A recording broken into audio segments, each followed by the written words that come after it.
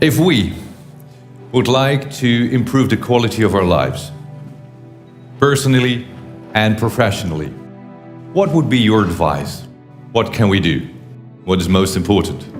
Well, the most important thing is self-esteem. The people that we read about, the people that we admire, the Elon Musks, the Steve Jobs, the Warren Buffetts, etc., all have one thing in common. They have extremely high self-esteem. Of course, you've heard me say this before, self-esteem is built the first 7 or 8 years of life.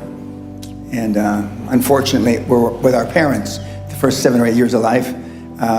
Ergo, we don't have too much high self-esteem. But to build high self-esteem, and the way you build high self-esteem, if you're 25, 35, or 45, is to be around, surround yourself with other people that have high self-esteem. Show me your friends and I'll show you your future. And so you can reverse your childhood by who you associate with. Well, you find people that are where you want to be, but they're already there. You're 22 years old, you're 32, you're 41 years old, and there's a guy or a gal who's 45 years old who is where you want to be. They've accomplished a lot of things. If you're into, they're saving the world, they're using their money for good causes, go associate with those people, be around those people. And they're easy to find, but they're not going to knock on your door. They're not going to come to your apartment or your flat and ask you, oh, can I help you? I had self-esteem. I didn't know till I got grown up and was an adult that everybody didn't have self-esteem. I didn't understand that. I didn't realize that everybody didn't have self-confidence. I didn't realize that everybody didn't have self-worth. The high-performance people, the one thing that they all have in common is they're hungry. Hungry for a better life. Hungry for change. Hungry for the tough love their parents didn't give them. Growth only comes through pain. No pain, no gain. It's the same in life. If love got the job done, you wouldn't need podcasts, you wouldn't need seminars.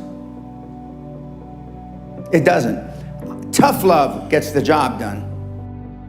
But being liked doesn't get you a raise when you're working for whoever you're working for.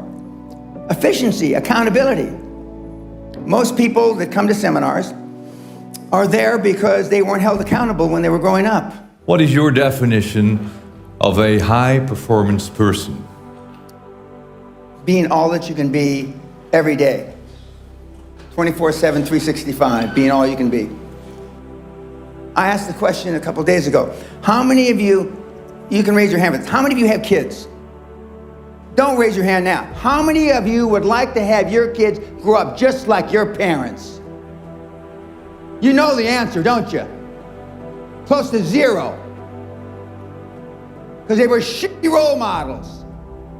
Now, I'm not going to ask the second question. How many of you would like your kids to grow up and be like you? But being a high-performance person is a full-time job. I'm like this when I wake up in the morning to brush my teeth. I'm like this when I brush my teeth before I go to sleep. I'm like this 24/7, 365, and I've been like this for the better part of 50 years. I'm always like this. I'm always pushing the edge of the envelope. But the sun is going to gobble up the earth in about between 7 and 11 billion years. Although I'm planning on living a long time, I'm not going to live quite that long. But I just work hard. I don't know any other thing than hard work. And hard work is out of favor now. It just is. But I'm a dying breed. I'm a Neanderthal. I understand that. I'm sad to say that because I know it's a sad commentary for the human race. Because you're not willing to make any sacrifices to be high performance. I still work 50, 60, I don't consider it work. I still work 50, 60 hours a week. And I haven't had to work in 35 years. So the bottom line is you're not willing to do anything. You're not willing to sacrifice anything to be a high-performance person. It sounds strange in hindsight. I found making $450 million easy. Easy. And I wanted to do something more with my life.